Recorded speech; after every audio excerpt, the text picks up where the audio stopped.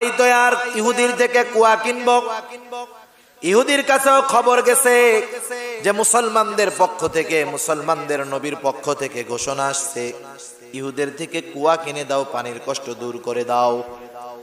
ইহুদি চিন্তা করছে ওদের নবী যেহেতু বলছে 10 টাকার মাল 100 টাকাও চাওয়া যাবে, কোনো অসুবিধা নেই। মানুষেরা গেছে, অনেকে টাকা নিয়ে গেছে, চিন্তা করেছে কুয়ার দাম আর কত হবে, নয় 5000 টাকা, ও নিয়ে গেছে 10,000। ইহুদি বলে কুয়ার দাম 1 লাখ। বলেন তো 5000 টাকার জিনিস যদি 1 লাখ টাকা চায়, কয়জন কিনতে পারবে? সম্ভব নাকি? অনেকজনে ফিরে আসছে, কিনতে পারে না। হযরত ওসমান রাদিয়াল্লাহু তাআলা আনহুর কাছে খবর গেছে। হযরত ওসমান রাদিয়াল্লাহু তাআলা আনহু চলে গেছে ইহুদির কাছে, গিয়ে বলে, ইহুদি কুয়াটা বেচবা নাকি? বলে বেচবো। কত বেচবা? দাম যা 100 গুণ বেশি চায় বইসা আছে। হযরত ওসমান রাদিয়াল্লাহু তাআলা আনহু বলে, যা ওই টাকা দিয়েই কিনে নিলাম। ইহুদি তো অবাক হয়ে গেছে, বলে কি? কুয়া ক্রয় বিক্রয় হয়ে গেল। হযরত ওসমান রাদিয়াল্লাহু তাআলা আনহু বলে, ও ইহুদি, এই দাম কেন?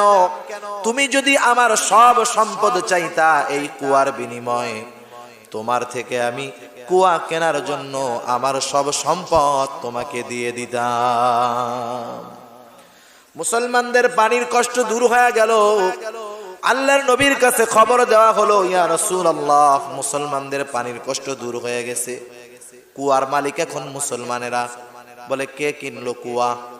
বলে হযরত ওসমান কুয়া কিনে দিয়েছে। শুধু কিনে নাই, এই কুয়াটা কিনে দেওয়ার পর এই কুয়াটা সে মুসলমানদের জন্য ওপেন করে দিয়েছে, মুসলমানদের জন্য উন্মুক্ত, কোনো বাধা নাই পানি নেওয়া।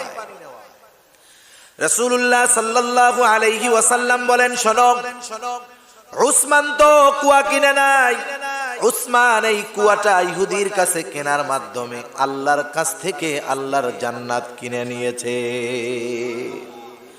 যার ব্যাপারে এমন ঘোষণা, যার ব্যাপারে আল্লাহর নবীর ঘোষণা উসমান জান্নাতি, সেই উসমান যখন কবরের পাশে আসতেন কান্না করতেন।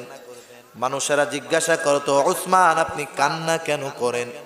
আল্লাহর নবী তো আপনার ব্যাপারে জান্নাতের সুসংবাদ দিয়েছে।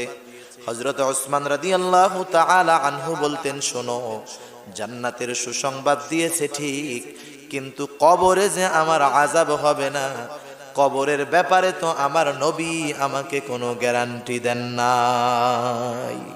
সেই কবরে আমাদের যেতে হবে তো, কি বলেন? যাইতে হবে না?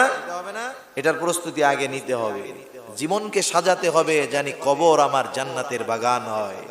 আল্লাহর নবী বলেন, এই কবর এটা কারো জন্য জান্নাতের বাগান, কারো জন্য জাহান্নামের একটা গর্ত।